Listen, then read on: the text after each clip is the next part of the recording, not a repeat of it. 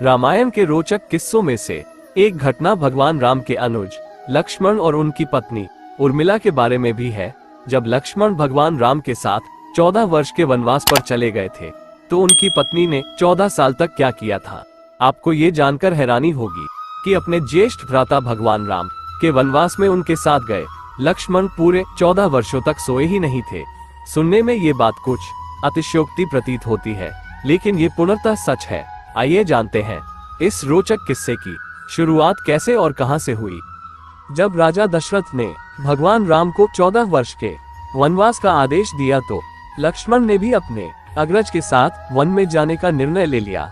लक्ष्मण की पत्नी उर्मिला भी उनके साथ जाने के लिए कहने लगी तो उन्होंने अपनी पत्नी को समझाते हुए कहा कि वह वन में राम और सीता की सेवा करना चाहते हैं। अगर उर्मिला भी उनके साथ जाएंगी तो उनके काम में विघ्न पड़ेगा। उर्मिला ने दिल पर पत्थर रखकर लक्ष्मण जी की यह बात मान ली और वह उनके साथ नहीं गईं।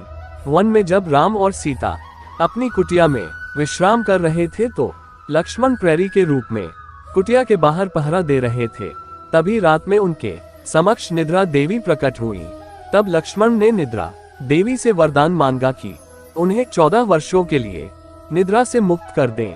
निद्रा देवी ने लक्ष्मण को वरदान दे दिया, लेकिन साथ में ये भी शर्त रखी कि उनके हिस्से की निद्रा को किसी न किसी को लेनी पड़ेगी।